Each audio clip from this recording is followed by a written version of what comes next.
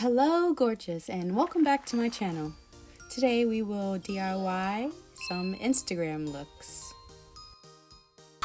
But before we start, go ahead and like and subscribe to my channel and turn your notification settings on to always be notified when I upload a new video. Now let's get started. Today we'll be looking at this Instagram look, a ruched skirt and a halter top. The things you will need are listed here. You can take a screenshot or you can pause the video. We'll start with the skirt because it's the easiest to do. First, you want to measure your skirt length of how long you want your skirt, your waistline, and the last one is your hip length. Once you combine all of those measurements together, you lay out your fabric. Make sure the right sides are facing in and the wrong sides are facing out for the marking so you don't mark on the wrong side of the fabric. You can use a skirt, which I have in this video, and you can use it to cut out your pattern piece, which makes it 10 times easier. You want to fold the skirt and put it on the folded side of the fabric. After that, you go ahead and trace out and cut out the front pattern piece of the skirt. Next, you want to open the fabric and pin the skirt to the fabric to cut out the back piece of the skirt.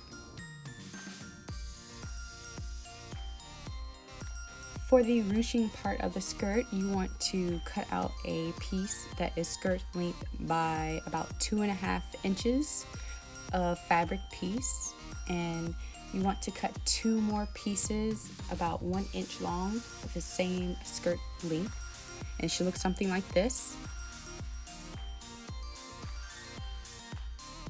Now you actually want to piece the skirt together by sewing the front and back and hem the top and the bottom of the skirt. Taking the bigger piece of fabric you cut out, lay it on the middle of the skirt and pin it down and sew it. You want to sew 3 separate lines.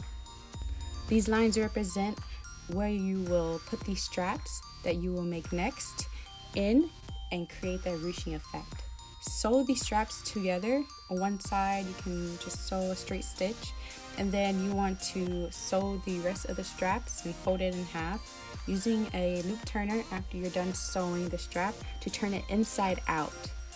And then use a safety pin to take the strap through the tunnels that you just created using the 3 stitches. You just push and pull the safety pin through, and that will pull the straps through as well. And once you get to the top, you want to push it back down on the other side of the tunnel that you created. And then once you get to the end, you want to tie the knots on both of these strap ends so they do not come undone. And then now you want to add the elastic for the gathering effect on the sides of the skirt. You want to measure how long you want the skirt to be for the elastic and cut it out 2 pieces.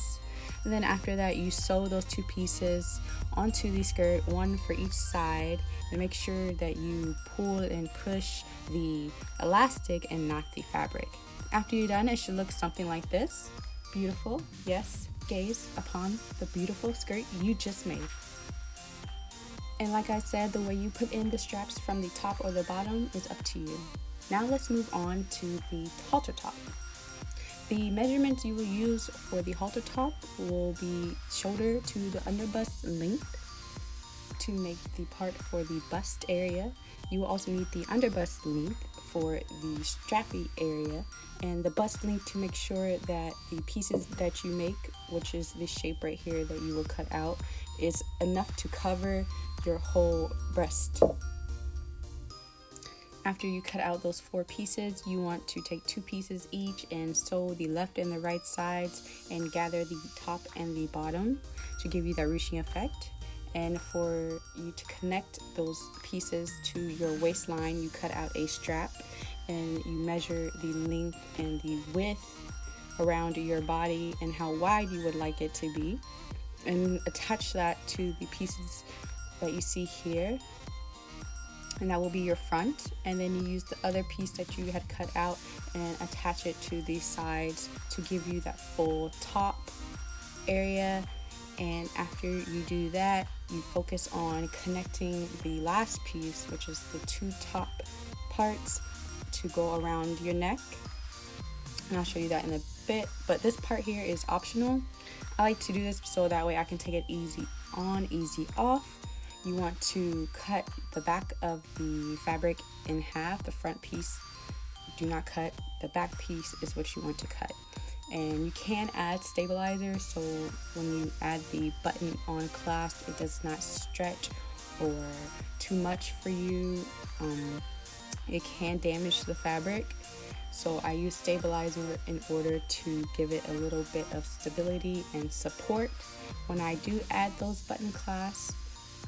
And after you add those button clasps, it makes it a lot easier to take the top on and off, which is, for me, a big thing. I can fit into the skirt, but it's going to be harder trying to stretch out that fabric. But when you have the button clasp on, it makes it so much easier to take it on and off. Once you're done with the button clasps, go ahead and hem the bottom of the top. Lastly, you want to go ahead and cut out a piece of fabric to wrap around your neck to connect to the front part of the halter top. And you want to cut that piece out, sew it, and turn it inside out. Leave the ends open. Do not sew the ends because you will need this to insert the top of the halter to the strap. And you basically want to just feed it inside of the strap that you just made and hand stitch it close. And you want to do that for both sides of the strap, and this will complete the whole top.